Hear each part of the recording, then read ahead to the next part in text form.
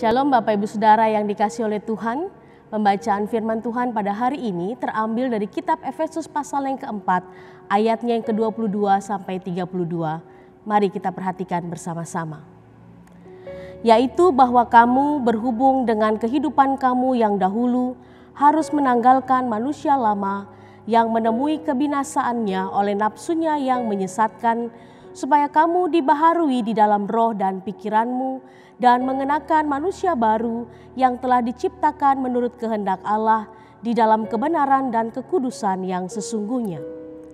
Karena itu buanglah dusta dan berkatalah benar seorang kepada yang lain, karena kita adalah sesama anggota. Apabila kamu menjadi marah, janganlah kamu berbuat dosa. Janganlah matahari terbenam sebelum padam amarahmu, dan janganlah beri kesempatan kepada iblis.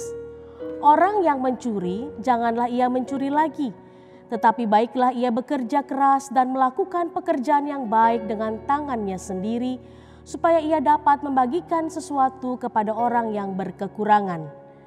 Janganlah ada perkataan kotor keluar dari mulutmu, tetapi pakailah perkataan yang baik untuk membangun di mana perlu, supaya mereka yang mendengarnya beroleh kasih karunia. Dan janganlah kamu mendukakan Roh Kudus Allah yang telah memeteraikan kamu menjelang hari penyelamatan. Segala kepahitan, kegeraman, kemarahan, pertikaian dan fitnah hendaklah dibuang dari antara kamu, demikian pula segala kejahatan. Tetapi hendaklah kamu ramah seorang terhadap yang lain, penuh kasih mesra dan saling mengampuni, sebagaimana Allah di dalam Kristus telah mengampuni kamu. Demikianlah pembacaan firman Tuhan, yang berbahagialah kita yang membaca, merenungkan dan memeliharanya. Haleluya. Bapak Ibu Saudara yang dikasihi oleh Tuhan, pemuda-pemudi dan anak-anak sekolah minggu, hari ini kita bersama-sama belajar tentang manusia baru di dalam Tuhan. Kalau kita melihat dalam KTP orang tua kita atau anak-anak muda yang sudah berusia 17 tahun, kita melihat di sana ada identitas agama yang tertulis. Status ini bukan hanya tertera dalam KTP. Kalau kita mau perhatikan, identitas kita sebagai orang Kristen merupakan sebuah panggilan dari Allah, bukan pilihan. Oleh karena itu Allah menghendaki supaya setiap orang Kristen dapat menghidupi identitasnya seturut dengan tujuannya. Tujuan dari panggilan Allah adalah agar setiap umat Kristen atau umat Allah dapat bertumbuh di dalam segala arah kepada Dia, karena Kristus adalah Sang Kepala. Kalau kita membaca pada bagian Efesus ayatnya yang ke-15. Dalam segala hal, ini berarti mengacu pada seluruh aspek kehidupan kita, yakni kognitif, yaitu cara berpikir kita dan konsep kita, tentang karakter kita, perilaku kita, perkataan kita, dan juga pelayanan kita yang meneladani dan menyerupai Kristus. Identitas yang kita kenakan ini sebagai pengikut Kristus adalah sebuah identitas yang baru, yaitu identitas manusia yang telah mengenal Kristus. Artinya manusia yang mau berjalan, yang mau hidup menurut kehendak Allah. Memang bukanlah hal yang mudah, bukan hal yang gampang bagi kita. Tapi manusia baru ini berhubungan erat dengan tatanan hidup yang bersumber pada keterlibatan Kristus. Artinya manusia baru adalah ketajaman perasaan untuk bisa membedakan hal yang baik, hal yang berkenan bagi Tuhan. Ingatlah bahwa setiap kita telah diselamatkan oleh Allah. Oleh karena itu kita juga telah mengenal akan Kristus. Kita telah mendengar pengajaran, kita juga telah mengikuti kebenaran yang nyata di dalam Kristus. Kita bukanlah manusia yang kehilangan saraf sensori sehingga kita kebal terhadap rasa sakit, kebal terhadap dosa. Justru hari ini kita kembali diingatkan bahwa rasa sakit, terluka, rapuh, tak berdaya adalah perasaan-perasaan yang muncul untuk membentuk kita lebih mengenal dan melekat pada Kristus. Kita sesungguhnya menyadari bahwa kita adalah manusia yang rentan, manusia yang akan berteriak dan menjerit kesakitan ketika rasa sakit menimpa kita. Disinilah kita belajar tentang kedaulatan Allah bahwa di tangan Tuhanlah Dia berkuasa atas segala ciptaannya. Introitus kita dalam Yeremia pasal yang ke-17 ayat 14 berkata, "Sembuhkanlah aku ya Tuhan, maka aku akan sembuh. Selamatkanlah aku, maka aku akan selamat." Di sini ada sebuah pernyataan akan kedaulatan Allah yang sempurna terhadap ciptaannya. Oleh karena itu pada saat ini di dalam sebuah kesadaran sebagai manusia yang memerlukan pertolongan dan belas kasihan, Rasul Paulus memberikan nasihat kepada kita tentang cara hidup sebagai pengikut Kristus yang taat, yang setia, dan hidup sebagai manusia baru. Efesus pasal yang keempat ayat 22 sampai 32 mengatakan bahwa status atau identitas kita saat ini tidak cocok lagi dalam status sebagai manusia yang lama. Karena itu harus meninggalkan manusia lama ini dan mengenakan manusia baru. Kata mengenakan digunakan dalam konteks pakaian, yaitu mengenakan pakaian. Jadi dalam prinsip menanggalkan dan mengenakan ada dua prinsip penting yang Paulus ingin ajarkan kepada kita. Yang pertama, satu, bahwa ini bukan sekedar perubahan lahiriah, tetapi perubahan yang terjadi dari dalam. Artinya inside to outside. Itu sebabnya Paulus melanjutkan di ayatnya yang ke-23. Dibaharui di dalam roh dan pikiranmu. Hal ini ingin menyatakan bahwa perubahan itu terjadi dimulai dari dalam diri kita. Ini merupakan karya Allah yang mengubah diri kita dalam bentuk ketaatan kita pada sebuah proses pendewasaan yang Tuhan kerjakan lewat peristiwa kehidupan kita.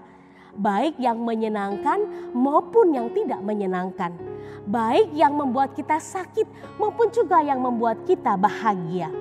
Karena itu dalam berita anugerah kita juga dinyatakan bahwa 1 Samuel 15 ayat 22 berkata, taat kepada Tuhan lebih baik daripada mempersembahkan kurban. Artinya ketaatan atau ketertundukan kita pada otoritas Allah adalah sebuah kunci dalam proses untuk mengalami pemulihan atau perubahan atau mengalami penuh karya Allah dalam kehidupan sebagai ciptaan yang baru. Yang kedua, prinsip yang kedua adalah bahwa bukan sekedar melakukan yang buruk, tetapi melakukan seturut apa yang Tuhan mau. Artinya, ada orang yang tidak melakukan hal yang buruk atau hal yang jahat, tetapi juga tidak melakukan apa yang semestinya dilakukan. Contohnya, ada orang yang tidak selingkuh, tapi juga tidak melakukan tanggung jawabnya sebagai seorang suami atau istri sebagaimana yang diperintahkan oleh Tuhan. Yang Tuhan kehendaki adalah bukan hanya tidak berselingkuh, tapi juga peran dan tanggung jawabnya seperti yang Tuhan tetapkan. Atau begini, ada orang yang tidak membunuh, tidak mencuri, tidak memukul, akan tetapi kata-kata yang keluar dari bibirnya adalah kata-kata yang kasar, melukai hati orang lain, menaruh kepahitan, menaruh kekesalan, menaruh dendam amarah dalam dirinya terhadap orang lain. Yang dikehendaki Tuhan bukan hanya tidak membunuh, tidak mencuri, tidak memukul, tetapi juga yang Tuhan mau adalah menjaga kekudusan hati, kekudusan pikiran, dan kekudusan pikiran kita sebagaimana yang Tuhan tetapkan. Oleh karena itu dalam bacaan kita hari ini, Paulus memberikan beberapa contoh praktis konkret tentang menanggalkan manusia lama dan menggunakan atau mengenakan manusia baru. Yang pertama, buanglah dusta dan berkatalah benar seorang kepada yang lain karena kita adalah sesama anggota. Yang kedua, jikalau marah janganlah berbuat dosa. Janganlah matahari terbenam sebelum padam amarahmu dan janganlah memberi kesempatan kepada iblis. Ketiga, jangan mencuri lagi. tetapi hendaklah bekerja keras dan melakukan pekerjaan yang baik supaya dapat membagikan sesuatu kepada orang yang berkekurangan. Yang keempat, jangan ada perkataan kotor yang diucapkan, tetapi perkataan yang baik untuk membangun sehingga orang yang mendengarnya beroleh kasih karunia. Kelima, hendaklah segala kepahitan, kegeraman, kemarahan, pertikaian dan fitnah dibuang, dan hendaklah bersikap ramah terhadap yang lain, penuh kasih mesra dan saling mengampuni sebagaimana Allah di dalam Kristus telah mengampuni kamu. Dengan demikian, ini adalah sebuah pengingat buat kita sekalian. Ketika kita menempatkan diri kita di bawah otoritas Allah yang berdaulat, ketika kita menaruh pengharapan kita dalam ketaatan kepada Allah, Sang Pencipta semesta dan pemilik kehidupan, saat inilah kita diingatkan untuk menjaga hati kita, menjaga pikiran kita, menjaga sikap hidup kita untuk tidak menjadi batu sandungan bagi orang lain. Sehingga puji-pujian yang kita naikkan, doa-doa yang kita panjatkan, dan setiap kehidupan pelayanan yang kita lakukan itu menjadi sebuah persembahan yang membangun sesama dan persembahan yang hidup yang berkenan di hadapan Tuhan. Bukan sebagai sebuah pelarian, bukan sebagai sebuah pernyataan kesombongan rohani, bukan sebagai pengakuan dan menunjukkan eksistensi diri. Saat ini Tuhan mengingatkan kepada kita bahwa di tengah-tengah situasi yang berat seperti saat ini, Tuhan berdaulat penuh dalam kehidupan manusia. Setiap kita yang memohon dan setiap kita yang mencari dalam ketaatan akan kehendak Allah, maka Dia akan membuka pintu-pintu berkat dan pintu-pintu jalan keluar. Berhentilah untuk berbuat kecurangan, karena di saat itulah Tuhan memberikan hukuman kepada kita. Hiduplah dalam kejujuran dan takut akan Dia, maka setiap kelimpahan akan diberikan. Tuhan menyatakan kepada kita hukum-hukumnya. Mari kita kembali hidup dalam hukum Allah. Mari kita kembali dalam kehidupan sebagai komunitas keluarga kerajaan Allah.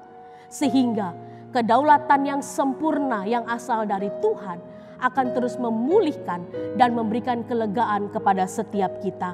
Bahwa sesungguhnya Tuhan hadir dalam setiap helaan nafas kehidupan kita. Tuhan hadir di dalam saat-saat yang menyenangkan, tapi Tuhan juga hadir dalam saat-saat yang tidak menyenangkan. Tuhan hadir dalam setiap kehidupan kita, asalkan kita benar-benar menaruh dan hidup di dalam kebenarannya. Mari kita membuka diri kita beri kesempatan kepada Roh Kudus untuk memperbaharui hidup kita. Dan ingatlah senantiasa bahwa Ia menyertai kita dalam setiap proses kehidupan. Karena teruslah bersandar kepada Allah, semuanya dari Dia, oleh Dia, dan untuk Dia. Tuhan Yesus memberkati kita. Amin.